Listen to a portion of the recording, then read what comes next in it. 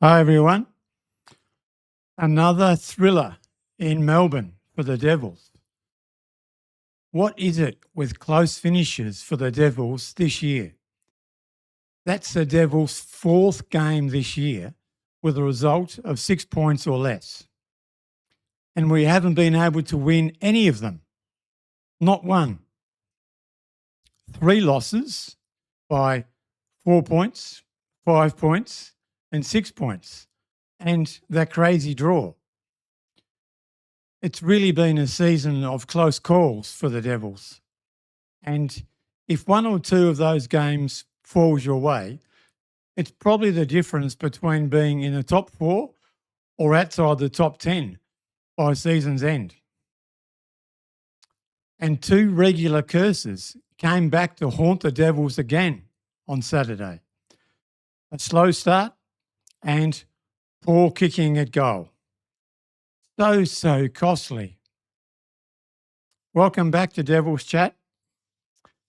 Our match review today is Tasmania Devils and the Williamstown Seagulls, played at DSV Stadium in Williamstown, where the final score in the game was the Tassie Devils 11 goals 20, 86, going down to Williamstown 13 goals 14, 92 by an agonising 6 points.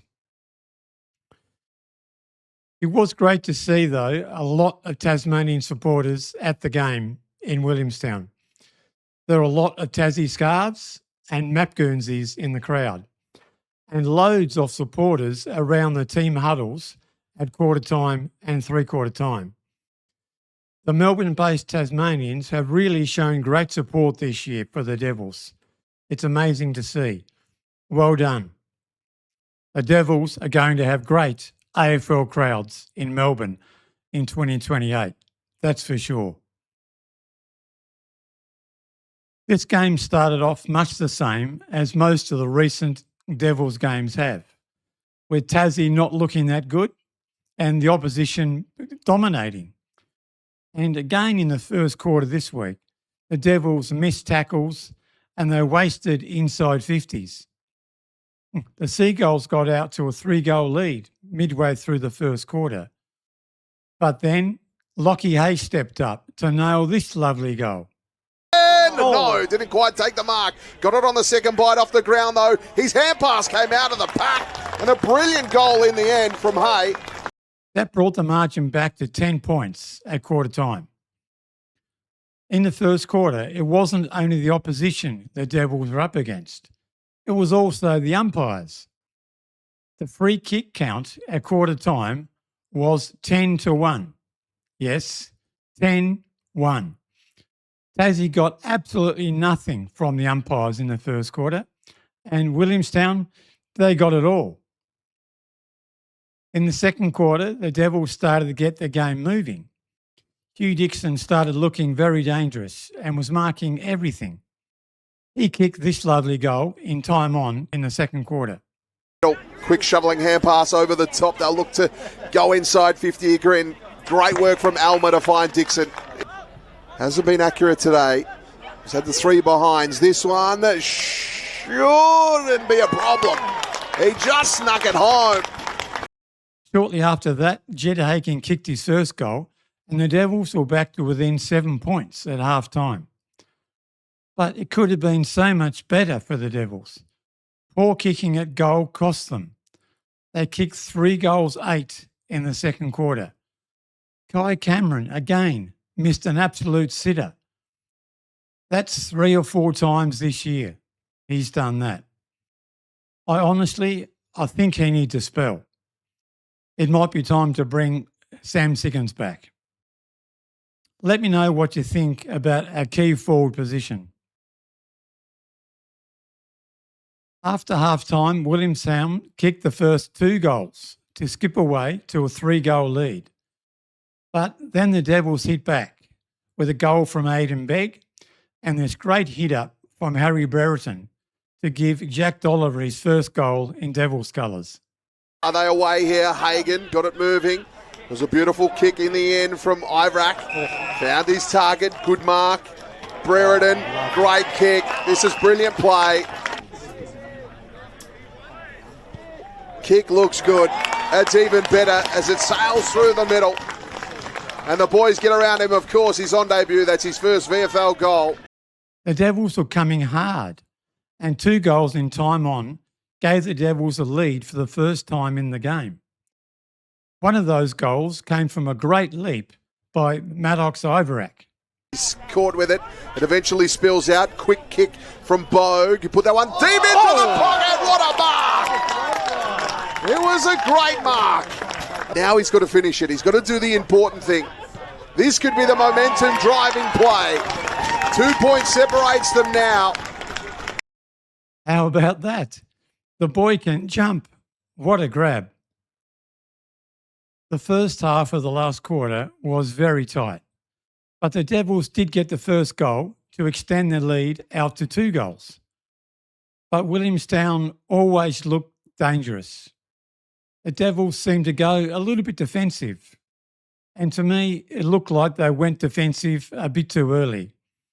There was still 10 minutes to go. I mean, that's a bit early, I think. And Williamstown sensed it, and they threw everything at the Devils in the last 10 minutes. And they kicked 2 goals to tie the scores up. Then Geordie Payne kicked this amazing goal. Calf injury. To the boos of the home crowd, the state of Tasmania holds its breath as Geordie Payne kicks an unbelievable goal. He is in the Payne administration business here today. The Devils are back in front. From the boundary line, under pressure, 5 minutes to go. Great goal. At that point, I thought the Devils had it. 6 points up with about 4 or 5 minutes left. But fair play to Williamstown. They created havoc and kicked 2 late goals.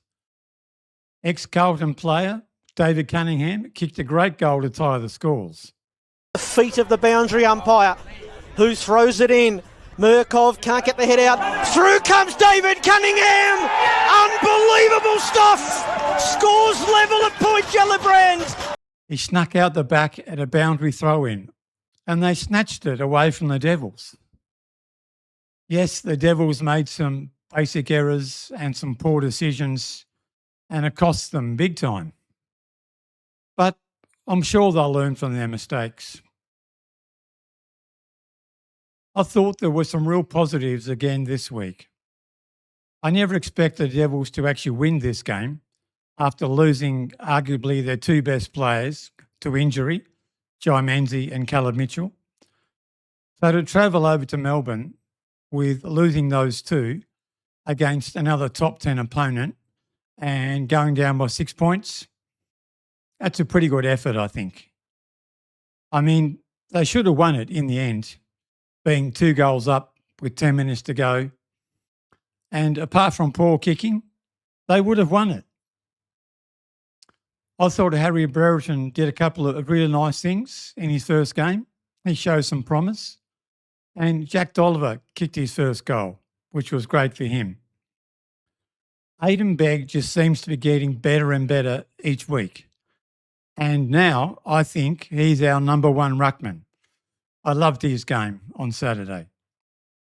And he features in our votes for this week. 5 votes I gave to Bailey Bogue. It's 2 weeks in a row. Another great game from Bailey Bogue. He had 29 possessions, 8 clearances, the most by any Devils player, and 10 tackles. 4 votes, Hugh Dixon. 10 marks. That's the most marks by anyone on the ground. He also had 21 possessions and he kicked a lovely goal. He was a great target all day for the Devils. 3 votes to Robbie Fox. 26 possessions. He worked really hard and he had some really nice interceptions. 2 votes to Aidan Begg for his 15 possessions, 7 clearances, 2 goals and 15 hit-outs. I thought that was his best game for the Devils. And 1 vote to Brandon Leary for his 21 possessions, 6 clearances and a goal. He looked very dangerous coming out of the middle. Let me know what you think of those votes. It's not easy, but I'd like to know if you think I got it right or if I'm miles off. I also thought the other players who played well on the weekend were Harry Elmer, Zach Adams and Geordie Payne.